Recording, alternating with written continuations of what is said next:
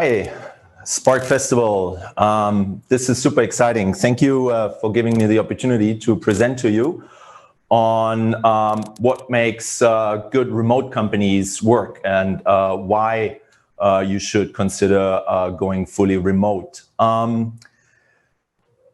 name is Thaler-Wolski. I'm in Adelaide. I'm presenting to you from Adelaide. And this is a topic that's been dear to my heart for many years because I've actually worked remote for a number of years now. Not always from home, but mostly remote. I traveled a lot and I've been advising companies, mostly B2B SaaS companies, on their growth, on pricing, on metrics, on VC readiness, and many things on the business side. And many of those companies are actually leaders in remote. And we're going to talk about a few of the best practices in that. So the presentation today here, how working remote can liberate entrepreneurship, acquire customers globally, form global teams, and solve global problems. And obviously with COVID, many of you or all of you have experience now in remote, and I'm really want to give you a couple ideas around that, how to make that work the best possible way. You've all seen these numbers.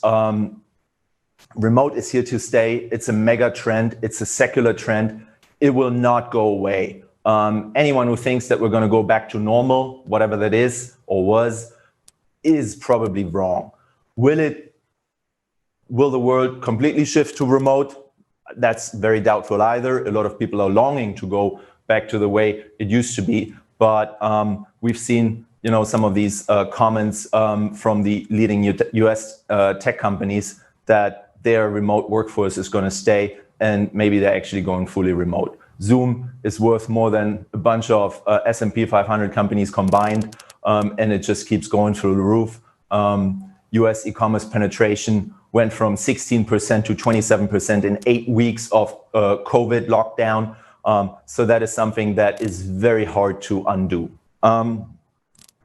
Let's look at some of the macro things that I've been thinking about a lot lately, which has been very much accelerated due to the COVID lockdowns. And one of the things that I think that some of you might have realized by now is that the whole concept of having a workforce centralizing into a CBD every day, whether that's a smaller city like Adelaide, a larger city like Sydney, or a very large city like New York, it doesn't really matter. The point is, it's a centralized hub. It's very high cost to work and to live there, and very often it comes with low quality.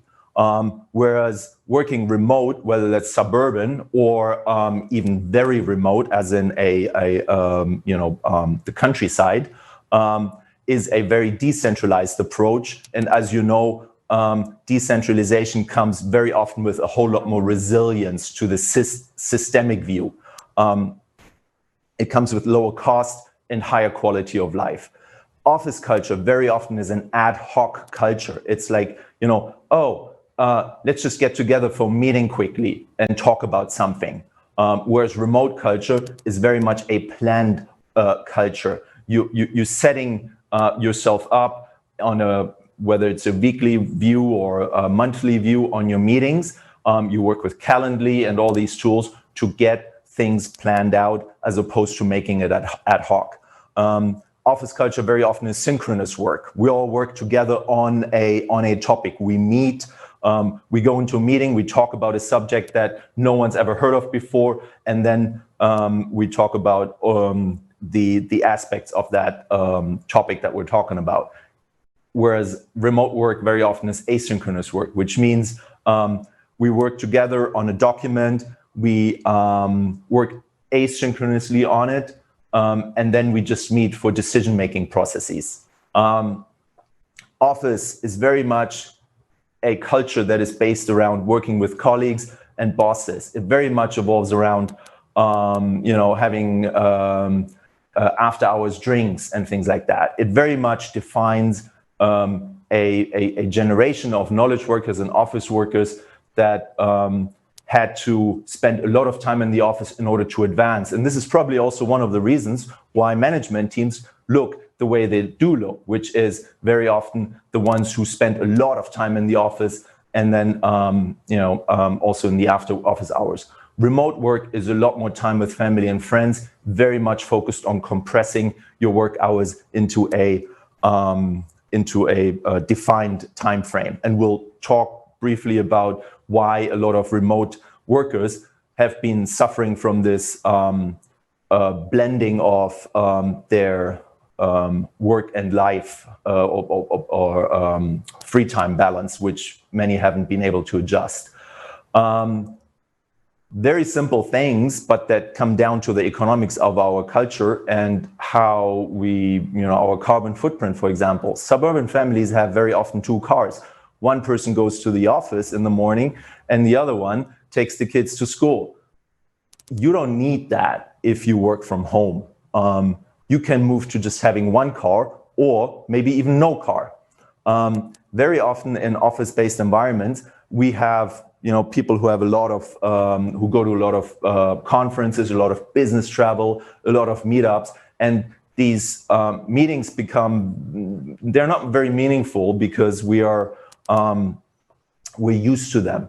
And I think it would be a lot more purposeful if when you come from a remote working environment, that then conferences and meetups become more meaningful because you're forging real relationships. Everyone's going to say, I've heard this a lot of times, I talk about this a lot with people, and they say, yeah, what about hybrid? We'll just take the best of both worlds. We'll have 2 or 3 days per week work from home, and 2 or 3 days per week we work from the office. Honestly, I don't think that's going to work. First of all, companies are not going to pay for your remote or work from home setup and maintain a full-blown office. That's just not going to work. What you may have is that you have a stripped-down office or a smaller office, which may be just a lounge, or it may have only a third of the desks of your actual workforce. But I personally believe that it's impossible to pick the best of remote and combine it with the best of office-based work. It's not going to work. Maybe at best, it's an average of everything. And worst, it combines the worst of both the office and the remote culture, and nothing works. And this is when new companies are going to be formed, new companies step in, and they will be able to hire the best people in your region, nationally or around the world. And they will displace those companies that just cannot adapt and adjust. There's just some verbiage I want to get defined real quick. Actually, remote has been defined after some debate on the internet over a couple of years, that you have several offices, you have a couple offshore workers, you have a flex workforce, and you meet up often in the office. And distributed or fully distributed are those companies that have literally no office and no frequent in-office meetups, or they have just a very small office, like a headquarter where they receive mail and meet up on once a week or something just for to catch up. And then there's, of course, co-location, where you have offices, multiple offices, and on-site work sort of together. Leaders in distributed, you've all heard those names by now. Automatic, which is the WordPress company, Buffer, Zapier, Groove, Bemetrics, Hotjar.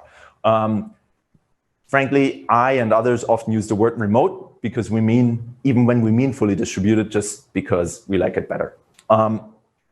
So what I mean is no office, no frequent in-office meetups. The presentation, these let's say 10 best practice rules that design a great remote environment, are based on my experience of working with Hotjar, which is probably one of the leading companies in web analytics and conversion rate optimization analytics. They started in around 2014, launched in 2015, don't have any investors, have about 25, probably by now 30,000 paying customers. All these numbers are public. They're very transparent on their website and their blog. I've worked with them for about 3 years as an advisor. This is not a Hotshot presentation. It's not endorsed by them. I know them really well. They have an amazing CEO. use their product. I'm sure some of you do. These rules are not exhaustive. There's a lot more to make a company hum around remote. It's a starter kit. Let's just dive in. When we hear about remote, or prior to COVID, where everyone went remote, it was very often on BuzzFeed, these topics. Hey, look at these digital nomads. They're all part-time. They're freelancers. They're independent. They run their own business. The drop shipping business or something. They work at the beach, do whatever they want, whenever they want it. They have passive income. Honestly, all that is not really wrong, but it's not really right either, because it takes a lot more to make remote teams work at scale. It's really hard work. It takes a lot of empathy and focus on culture. We'll look at that. So here are the 10 thoughts or bullet points on how to make remote work, and we'll dive into each one. Values. Very often companies that try to transform from an office-based culture to a remote culture have a hard time, and we see that right now. We're witnessing it literally right now. Companies that have half the workforce in office and the other one remote, really hard. We're looking at transparency. We're looking at the hiring. We're looking at the hiring pace. We're looking at some of the boundaries on remote. Does it work if you have someone or multiple people on the other side of the world? We'll look at that, and some of the tools and other small stuff. Strong values are always good in any company. Any company that has strong values and lives by them is better off than a company that doesn't have that. But for remote, I personally believe, and I've seen that in Hotjar, it's absolutely imperative to have the company founded and led on these strong values. It's really hard to make teams glue if you don't have that. And for these values to be true, they need to be developed together with the team. It's not something that you can dictate top down. You can hire into these values, but the core of the team needs to define them and come together at the beginning. You can adjust these values over time. You can revisit them, but you need to start out. Hotjar values, there's a long blog post on the Hotjar website on that. This is from a project actually by now 2 years ago that they redefined these values. They're very important and they really live by them. Remote from day one is much easier to implement than to transform. That said, I'm not saying you can't, but it's much harder. So if you can start your company from scratch with a remote culture, even the Hotjar founders who live near each other in Malta, very small island in the middle of the Mediterranean, work remote or started working remote because they defined it as one of the their way of living and the way of working, what they wanted. And then they started hiring people from all over Europe who really live far away from each other and from the what you could call the headquarter, even though no one uses the headquarter. There is an office, but it's not really used as a headquarter. So remote from day one. And the other imperative in that context, everyone is remote. It's probably the most important. There is no us and them. There are no an elite circle of people who are with the CEO every day in the office and everyone else is remote. That doesn't work. The default culture needs to be remote. It requires certain tools, behavioral aspects, etc. But the point is that there's no us and them. Everyone is remote. Also in that context, everyone is long-term and full-time. A lot of companies make it work. I'm not saying it doesn't work. A lot of companies, and I've met some great ones, work very much on freelancers, even out of low-cost countries around the world. Hotjar doesn't work like that. Everyone is long-term and full-time. There's 100% focus on Hotjar and the product. And there is no distinction between employees or contractors. Some people are employees simply because they live actually in Malta or some other subsidiaries that they have now. But most of their people are contractors. It doesn't matter. There's no difference in the perks, in the way people are treated, in salaries or anything else. This is one of the, this is one company that I advised as well when I created that presentation for the first time. And you can see that it very much is that typical remote setup that you have, right? You have a couple of people in the office and one guy who's somewhere else. Now, obviously, I was a part-time advisor, so it was a different relationship anyways, but this is a very typical picture. Again, some companies might work with that perfectly. For me, it is a subpar implementation of remote. You have a couple of people in the office. They sit around the desk. They usually start late because some guy is still, getting a coffee or is in the bathroom or whatever. No one wears a headset. The audio is terrible. Lots of background noise, and you feel like us and them, right? They and I. If you look at the next slide, this is what a team meeting at Hotjar looks like. Very noticeable, right? The difference, the stark difference. You have every person at their work from home or co-working or whatever environment. Everyone's wearing a headset. There's only one person on that screen who's not on video. This is another thing. Old-fashioned, old generation, previous generation companies, very often people on Zoom not on video. It's just not the right thing to do. The right thing to do is to be on video, be attentive. Yes, you can, drop out from time to time, you excuse yourself, whatever, but the rule is you are present. Let's look at hiring for remote ability and fit. Obviously, again, this comes from starting from day one, which is different than transforming an office culture.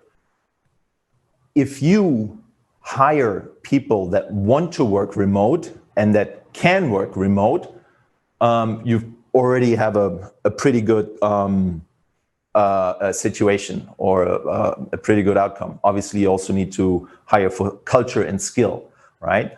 But the point is, Hotjar's process is designed to do exactly that. So the entire recruitment process is not only also a remote process, but for example, as you see in step 2, contains a video very early in the process to see how that candidate comes across on video, and how it is to have an interaction with them on video.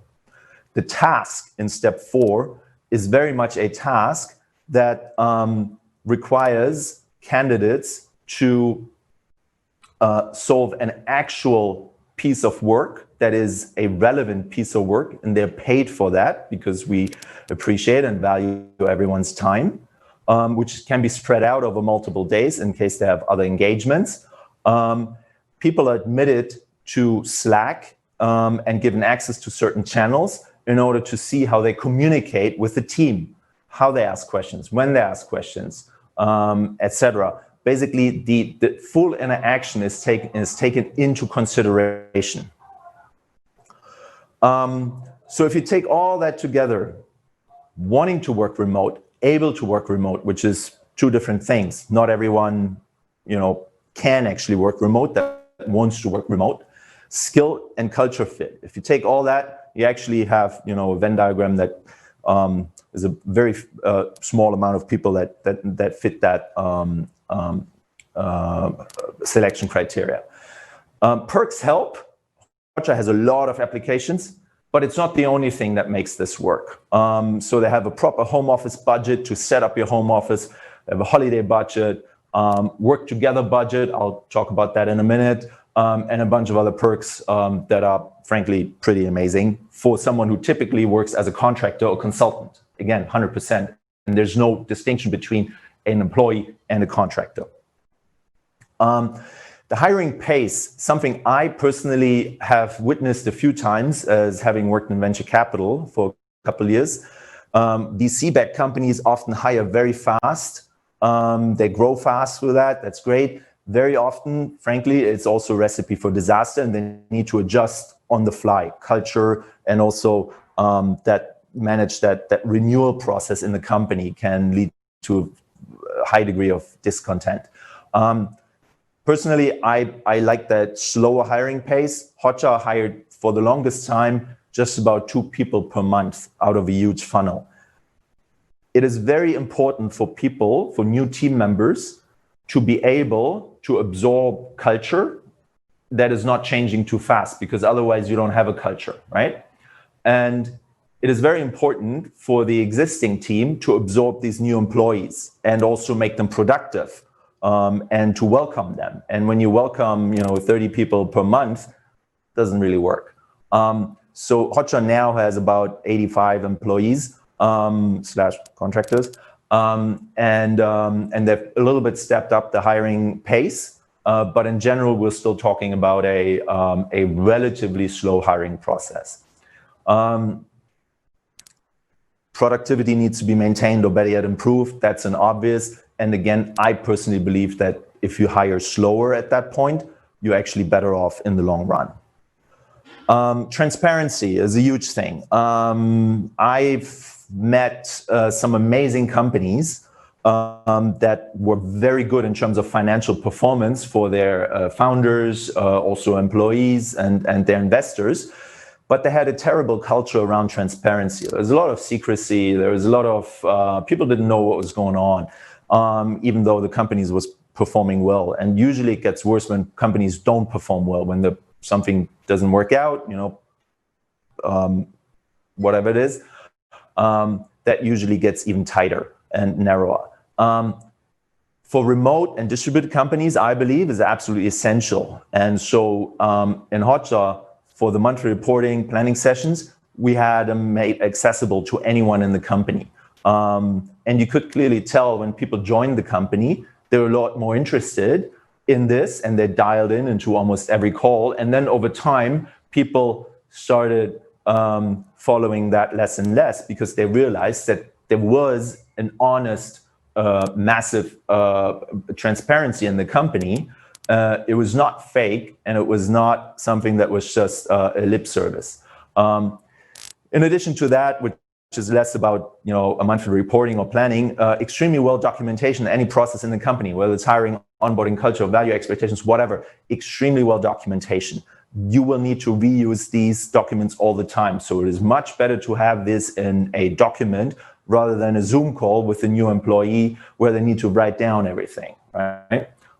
There's a management framework that Hotjar uses, V2MOM, it's the Salesforce framework, whether you use OKR or V2MOM, I don't really care. The point is, it is in the planning process, very much developed together with the team from the bottom-up part, and therefore also very transparent and aligns teams. There's some boundaries in remote. And again, I'm not saying that some other companies who make it work with teams around the world don't work. They may well be working. At Hotjar, what we did is we still have a sort of relatively strict, call it a geofencing. So Hotjar would only hire because they're in Central Europe time zone, minus 4 or 5 hours, GMT minus 5, and plus 3 hours, which is, I think, Israel. And for some positions, even more restrictive. You'll see that on the website. The result of that is that you have a small degree of synchronicity in the company. So you have a core working hour overlap between 1 to 3 p.m. approximately. So there's at least 2 to 3 hours where there's an overlap every day between the entire company. Now you could say, well, that's not really remote, but it is still to such a degree remote that people live literally everywhere in the Scottish Highlands, Dutch countryside, cities in Eastern Europe, literally everywhere across Europe. But it makes it a bit more closer and brings people better together in these couple hours overlap. Otherwise, you can design your workday any way you want. You work a couple hours in the morning, then do your workout, take care of kids, and come back to work later in the day. There's some processes and tools. Slack for short messaging used to be HipChat, but that's gone. There's a kitchen channel for water cooler talk. It's very, very active. This is one of the, if you can't contribute on that channel, you're probably not the right fit. Does it mean that you're distracted all the time or being distracted or should be distracting? No, neither that, of course. Default meetings have been reduced to 30 minutes. You really need to tell people what it's about and why you have to be there or want another person to be there, or otherwise they can just simply say no. 1 week sprint cycles keeps you very agile, avoids overcommitment. 1 day per week is reserved for execution only. And if possible, no Zoom meetings, except of course for customer-facing employees.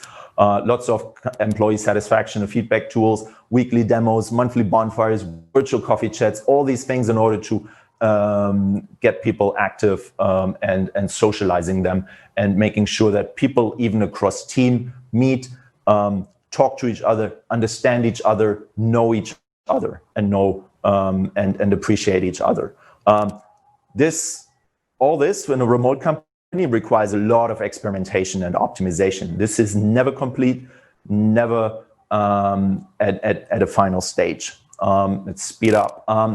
There is always the question, do you meet sometimes? Yes, Hotjar we do.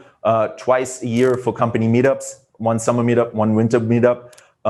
They're the most amazing company events I've ever seen. 4 days work and social. It is a learning experience. It's a co-working experience. Engineers get on Intercom Zendesk in order to work tickets together with CSMs. This is all part of the experience. Smaller stuff.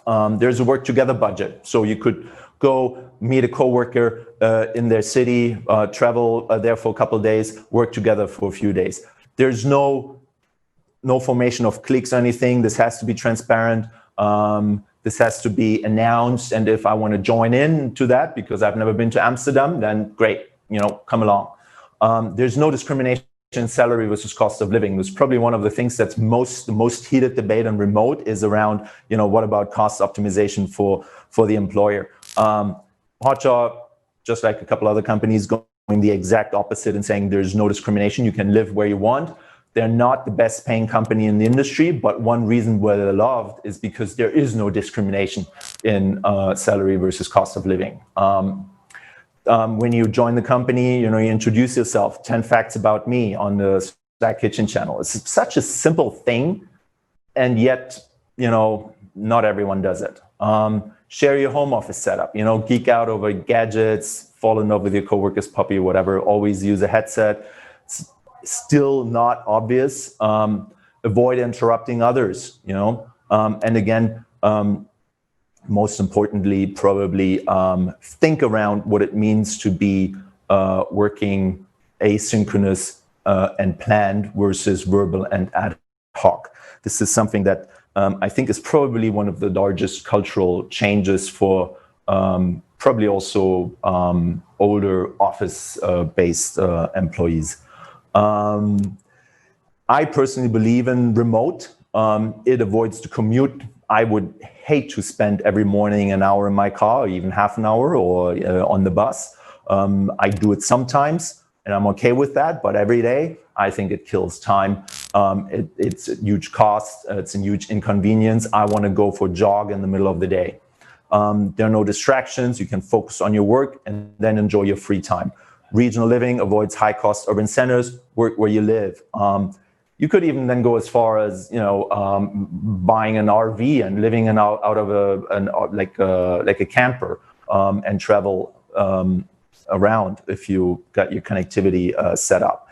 Honestly, that's something that's up to it's a cultural thing. We at Hotjar, we always said you need to make sure you got your Wi-Fi and Wi-Fi backup. Like if you live in a place where you have questionable Wi-Fi, you need to fix that because you need to be online. I personally believe that mental health is a huge factor in this. and think that remote working helps in that aspect too. The result of this, I know my team members at Hotjar better than any of the coworkers I had in my previous office-based jobs. And I'm sorry, we're running out of time. I hope the organizers are giving me an extension of maybe a minute to look at some questions on Slido, but no, we're good. Thank you very much. Appreciate your time. Any questions, reach out to me. My contacts are on the first slide. Let me just go back real quick. There we go. Find me on LinkedIn, reach out. Happy to chat about this anytime. Thank you very much.